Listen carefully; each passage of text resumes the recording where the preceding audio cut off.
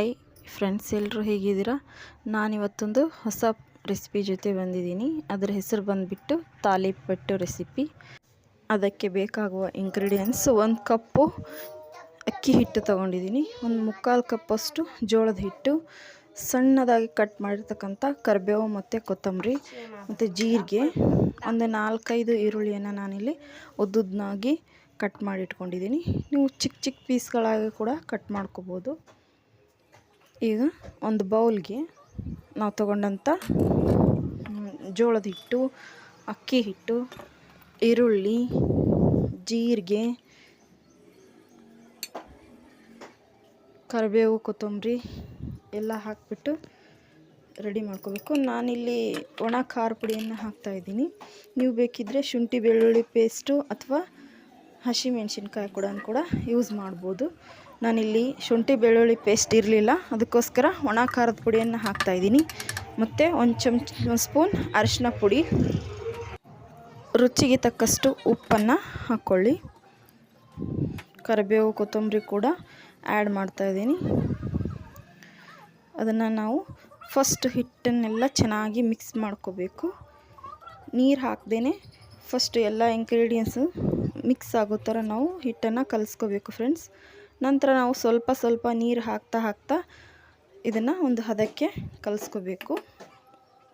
ನೋಡಿ, ಕಲಸಿದ ನಂತರ ಹಿಟ್ಟು ಈ ಥರನಾಗಿ ಕಾಣಿಸ್ತಾ ಇದೆ. ಈ ಕನ್ಸಿಸ್ಟೆನ್ಸಿಯಲ್ಲಿ ಹಿಟ್ಟು ಇರಬೇಕು ನಮಗೆ ತಾಲಿಪಟ್ಟು ತಟ್ಟಲಿಕ್ಕೆ.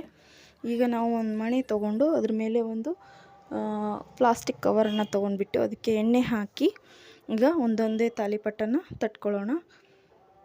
ನೋಡಿ, ಸ್ವಲ್ಪ ಅದು ಸೈಡಲ್ಲಿ ಓಪನ್ ಆಗ್ತಿತ್ತು, ಅದಕ್ಕೆ ನಾನು ಕೈಯಲ್ಲಿ ಈ ಥರ ಮಾಡ್ತಾ ತಡ್ತಾಯಿದ್ದೀನಿ.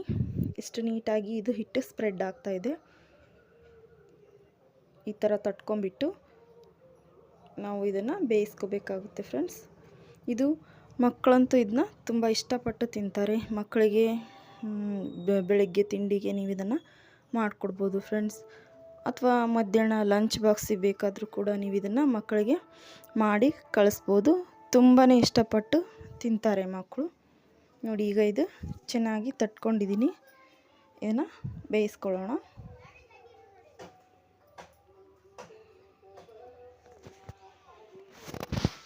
ಈ ಕಡೆ ನಾನು ಇಲ್ಲಿ ಸ್ಟವ್ ಮೇಲೆ ಹಂಚನ್ನು ಕಾಯ್ಲಿಕ್ಕೆ ಇಟ್ಟಿದ್ದೆ. ಅದು ಹಂಚು ಕಾದಿದೆ. ಇವಾಗ ಸ್ಪೂನ್ ಎಣ್ಣೆ ಹಾಕಿಬಿಟ್ಟು ಈಗ ನಾನು ತಾಲಿಪಟ್ಟನ್ನು ಹಾಕ್ತಾಯಿದ್ದೀನಿ.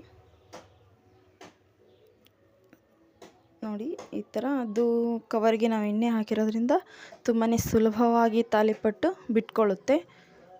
ಈಗ ಇದನ್ನು ನಾವು ನೀಟಾಗಿ ಬೇಯಿಸ್ಕೊಳ್ಳೋಣ.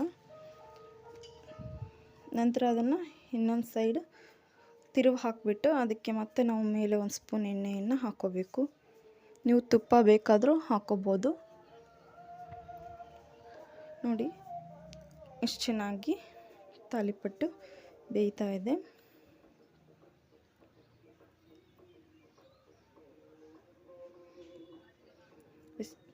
ಎಷ್ಟು ಚೆನ್ನಾಗಿ ಬಂದಿದೆ ನೋಡಿ ಫ್ರೆಂಡ್ಸ್ ತಾಲಿಪಟ್ಟು.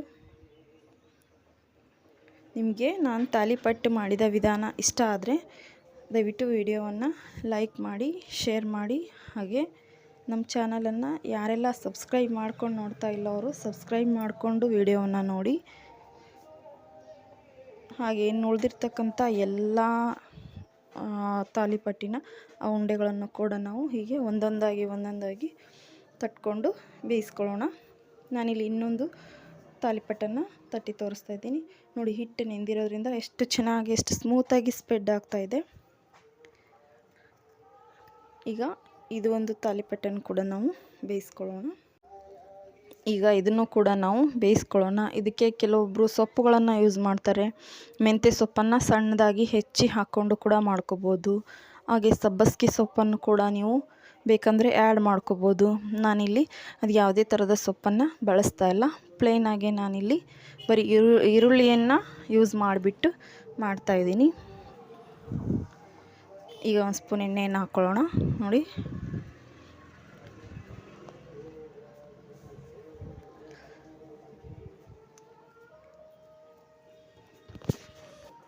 ನೀವು ಕೂಡ ಮನೆಯಲ್ಲಿ ಈ ಥರ ಟ್ರೈ ಮಾಡಿ ಹೇಗೆ ಬಂತು ಅಂತ ಕಮೆಂಟ್ ಮಾಡಿ.